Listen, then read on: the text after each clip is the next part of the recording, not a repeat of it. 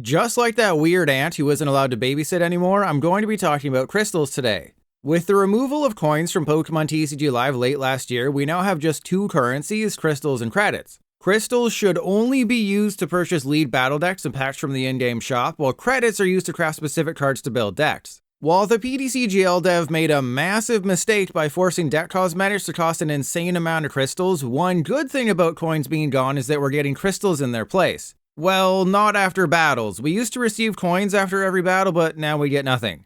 Anyways, with this change, earning crystals has never been easier. Unfortunately, the Pokemon Company decided to impose shop limits at the beginning of December, severely nerfing the number of credits you can earn from spending crystals. But I already have several videos complaining about that. So instead, I'm going to focus on how you, with your glorious feet, can earn crystals fast in Pokemon TCG Live in 2025. The purpose of crystals remains the same as before. You only want to use them to farm credits, which is what you use to craft cards to build or improve your decks. A common mistake new players make is spending their crystals on packs to try and pull certain cards they want. Don't do that. You want to focus your crystals on the Shadow Rider VMAX and Miraidon EX lead battle decks first, then transition to Celebrations packs to earn credits at a quick pace. You can watch my video linked in the description for a more in-depth analysis on the new economy. Okay, with the long-winded intro out of the way, let's get to what you care about. No, not a Prismatic Evolutions restock at a reasonable price. I mean a quick overview of every way you can earn crystals in Live. Yeah, it's kind of a short list featuring just 5 different ways. These include completing your daily quests, entering a new league on the ranked ladder, playing at least 5 games on the monthly ranked ladder, leveling up your profile, and unlocking tiers on the battle pass. Let's start with daily quests. First off, ignore the fact that Live can't count when it comes to certain quests like playing stadium cards, and ignore the fact that the progression bar continues to move even after you completed the battle pass, and ignore the fact that you don't get notified anymore when you complete daily quests. Those aren't bugs. PTCGL is a well-made game, and how dare you suggest otherwise? By completing both of your daily quests in Live, you'll earn 90 crystals. This is an increase over the 60 crystals we used to get, which was an increase over the 40 we used to get. And don't forget that you can swap out each daily quest once per day if they give you something insurmountable like completing 2 matches without conceding. Assuming you do your daily quests every day for a month, that's 2,700 crystals each month from this method, which is enough for 2 lead battle decks. A piece of advice I've carried my entire life is, if you play with your balls, you get rewarded. And that holds true for league entry rewards. Every time you enter a new ranked league in Live, you get rewarded. To find the rewards, go to the ranked ladder, then click on the little prize ball icon, then click collect rewards. This will grant you the league entry rewards. For reaching Poke League and Great League, you'll get 200 crystals each, with Ultra League and Master League at 400 crystals each, and Arceus League at 600 crystals. Just remember that the ranked ladder resets every month or a month and a half, and you will be kicked back down to Poke League when it does. It doesn't matter if you are the #1 ranked Arceus player in the world. When the ladder resets, everyone goes back down to Poke League and you have to climb back up again. On the bright side, it's nearly 2,000 crystals every 30 to 45 days. While less exciting, you do also get rewards based on the league you ended up in at the end of a month.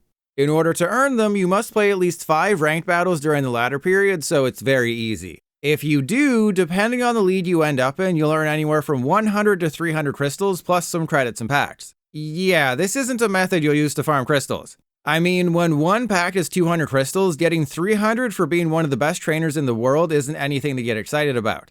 Still, it's better than nothing and just another way Live rewards you for simply playing the game. Speaking of rewarding you for playing the game, we have profile level up rewards. With the removal of coins at the end of 2024, leveling up your profile has turned into a great, consistent way to earn crystals. Experienced players will receive 100 or 200 crystals every time they level up, with brand new players at 50 crystals. It's not exact because PTCGL likes to be weird, but once you reach a certain profile level, you'll get 100 crystals for 4 levels in a row, then 200 crystals for 1 level before the process repeats endlessly. And best of all, the XP you earn from battles is insanely high now. This means you could easily gain 1 level every single day if you're a crazy person who plays Live for 3 hours almost every day in front of dozens of strangers. Regardless of whether you win or lose, you receive that experience. On the left side of the screen, you can see how much I received for winning games where I took all 6 prizes. The varying XP is from how many prizes they took. Interestingly, in the game where I earned 725, they took 0 prizes. Oh, and if you watch my video where I beat Pokemon TCG Live, you'll know that I'm over level 100. In fact, I just hit level 169.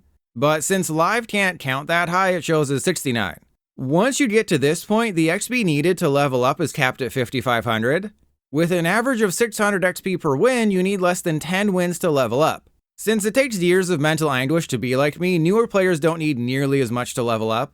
When you're just starting out, the XP required is around 100, and it gradually increases with each level until you finally hit that 5,500 cap. So don't be surprised if you reach level 25 or 30 or 50 in your first week, depending on how well you do and how much you play, gaining a few thousand crystals in the process. For losses, obviously, the XP gain is lowered. Because I've never lost a game, I had to intentionally concede even when I was winning to get these totals. The first loss saw me taking 2 prizes and them 0, the second was me taking 0 prizes and them taking all 6, and the third was me getting donked. From what I found, you can get anywhere from 50 to 400 XP for a loss, though 200 on average is more likely, meaning you could lose 30 games and still level up, or lose 20 long games and still level up.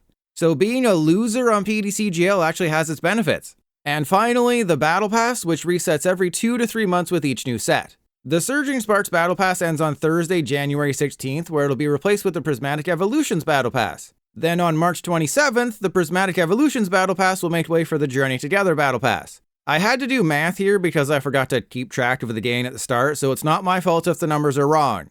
By completing all 75 tiers of the Battle Pass, you'll earn 2,000 crystals. 1,100 of those are scattered across the first 61 tiers in batches of 100, with the last dozen or so tiers giving you 900 more crystals, and 400 of those are from tier 74 alone. If you're worried about completing the Battle Pass, don't be. I reached completion with 8 weeks to go. Because winning in daily quests give so much XP, finishing the Battle Pass within 2 weeks is as simple as playing the game. Now, there is a super secret 6th way to earn crystals in live, but it does require money. Or a streamer who doesn't care about money and used to give codes away for free by the thousands, not realizing they'd be valuable one day.